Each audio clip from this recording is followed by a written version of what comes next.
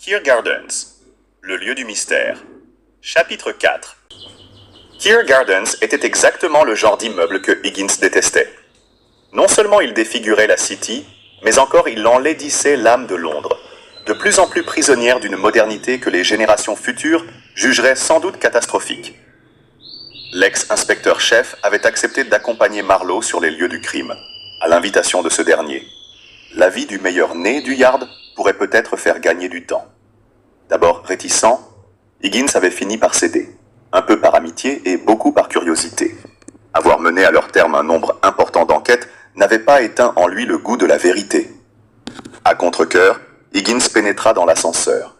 Ce genre d'engin ne lui inspirait aucune confiance, mais Marlowe n'avait nulle envie de monter 6 étages à pied. Sur la porte d'un bureau aussi anonyme que les autres portes des autres bureaux, une plaque « Ego Production ». Un policier en uniforme montait la garde. « C'est ici ». « Oui, monsieur », répondit le bobby. « L'identité judiciaire a-t-elle fait son travail ?»« Oui, monsieur. Elle attend votre autorisation pour enlever le cadavre. »« Savez-vous qui a découvert le drame ?»« Oui, monsieur. Le gardien d'immeuble. À cause d'une alerte à l'incendie déclenchée à la suite d'un mauvais fonctionnement du système de sécurité au 6e étage, il a respecté les consignes en pénétrant dans chaque bureau. Comme personne ne répondait dans celui-là, il a utilisé son passe et découvert la morte. Bel esprit de synthèse, mon garçon, et remarquable rapport. Considérez votre promotion comme acquise. Merci, monsieur. Higgins et Marlowe, recueillis et silencieux, pénétrèrent dans le domaine de Ego Production. L'un et l'autre, attentifs, explorèrent du regard les lieux du crime. Ils connaissaient l'importance de ce premier contact avec la tragédie qui s'était déroulée dans ces 2 pièces. Et il y avait cette femme dévêtue, le corps désarticulé, inerte, le cou brisé, étendue sur un lit de repos comme si elle dormait dans une position quelque peu inconfortable. « Quelle horreur !» murmura Marlowe, qui ne s'habituait pas à ce genre de spectacle. Higgins ploya un genou, malgré son arthrose, et examina la malheureuse. « Avez-vous remarqué, superintendant ? De longs cheveux noirs, de grands yeux marrons et un grain de beauté sous l'œil droit. Et indubitablement, elle est d'un type indien. Vous pensez à Savitri Jong ? C'est une éventualité. » Higgins se releva, bouleversé. Cette femme était belle et séduisante. Malgré l'évidence, elle semblait encore pleine de vie et de sensualité. À cet instant, l'ex-inspecteur-chef se jura d'identifier son assassin. Voir briser une vie avec tant de cruauté le révoltait. Mais il devait faire taire ses réactions affectives pour mieux laisser son esprit entrer en action. Sans a priori et sans idée, toutes faites. Sous l'effet d'un coup de coude, la porte de Ego Production s'ouvrit, cédant le passage à Babcox, le meilleur légiste du Royaume-Uni.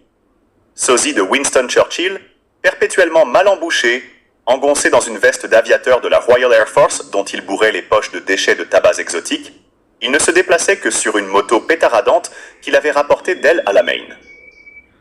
Grand amateur de whisky écossais, provenant d'une distillerie clandestine, il pratiquait la médecine légale à sa manière mais obtenait des résultats surprenants qu'aucun spécialiste n'avait jamais contestés. Un gros cigare fiché sur la gauche de ses lèvres, il s'immobilisa devant le cadavre et émit un sifflement admiratif. « Ça me change des noyés et des brûlés. Quelle belle fille !»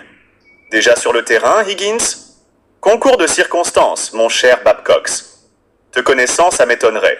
Et puisque notre ami Marlowe est en service, c'est un crime de première catégorie. Les guignols de l'identité judiciaire ont-ils terminé leur besogne ? En effet, dit le superintendant pincé. Bon, alors cette fille m'appartient. Babcox se pencha à son tour sur le cadavre. On l'a étranglée avec une serviette humide, conclut-il après un bref examen. Homme ou femme ? Demanda Higgins. Impossible à dire, mais on a serré très fort et pendant peu de temps. Une décharge de haine. Pour en savoir plus, je dois procéder à une autopsie. À première vue, c'est un crime bien net et sans complications. Marlowe appela le policier en fonction qui aida Babcox à introduire le corps dans une housse en plastique. Le légiste plaça le macabre fardeau sur son épaule droite. « Ce n'est pas très réglementaire, monsieur.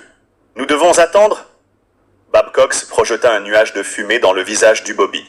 « Je n'ai jamais perdu un cadavre, jeune homme, et je travaille comme je l'entends. Dégagez mon chemin. » Marlowe approuva d'un signe de tête. le Bobby libéra le passage et reprit sa fonction. Nous allons diffuser le portrait de la victime, annonça le superintendant, et nous obtiendrons une identification certaine. Je téléphone immédiatement au Yard. Pas de ce local, objecta Higgins. Il ne contient ni téléphone ni machine à écrire. Bizarre, pour un bureau. C'est la première remarque qui s'impose, reconnut l'ex-inspecteur-chef en écrivant quelques mots sur un carnet noir. Ces 2 pièces n'étaient pas destinées au travail. Un lit de repos, 2 fauteuils, une table à thé victorienne, une petite armoire en palissandre au fronton élégant, une salle d'eau.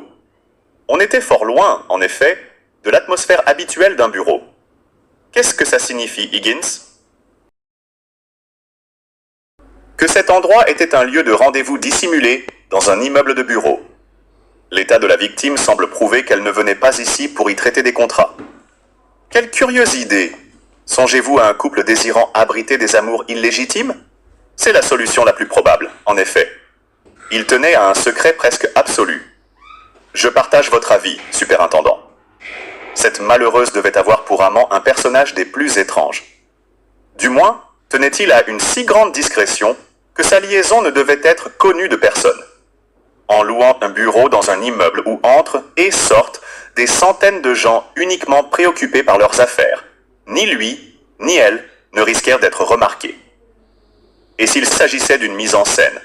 Si l'assassin avait dévêtu cette femme pour nous faire croire à des rapports amoureux qui n'auraient jamais existé? Une hypothèse à ne pas rejeter.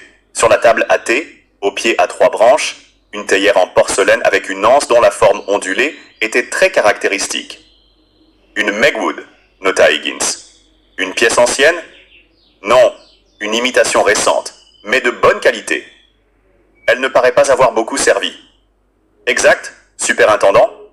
Un simple objet décoratif pour rendre ce cadre un peu plus chaleureux. L'homme et la femme qui se retrouvaient ici n'avaient peut-être pas le temps de prendre le thé. Il y a comme un parfum dans l'air. Oui, une odeur de santal, le parfum de la victime. Voilà qui nous rapproche encore de l'Inde et de Savitri Jong. Higgins examina les 2 fauteuils de planteur aux accoudoirs se dédoublant en repose-pied et le lit de repos en acajou de Cuba.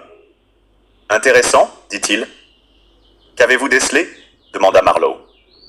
Le canage est d'une qualité exceptionnelle. C'est un véritable artiste qui l'a réalisé. Une signature? La perfection de ce travail artisanal en est une. Higgins traça quelques dessins sur son carnet, puis ouvrit les portes de l'armoire en palissandre.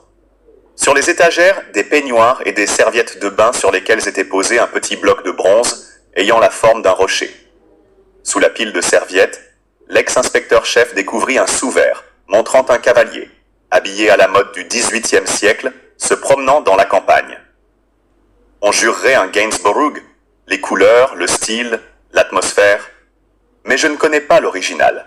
Remarquable copie, exécutée par un connaisseur. L'armoire ne contenait pas d'autres trésors. Dans la salle d'eau, un savon raffiné à l'huile d'olive. Higgins appuya du pied gauche sur la pédale d'une petite poubelle métallique. À l'intérieur, un flacon blanc couvert d'inscriptions.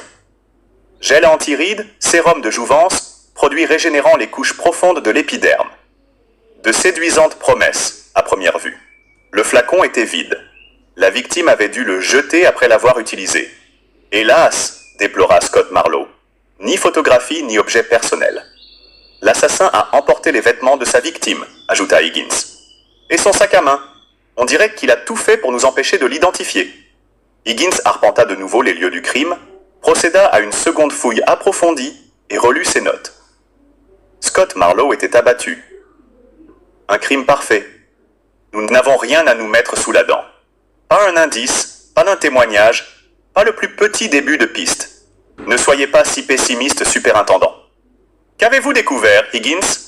Rien de significatif, je le crains, mais nous ne pouvons rien négliger. S'il s'agit bien de Savitri Jong, la reine-mère va être désolée. Si nous interrogions le gardien d'immeuble,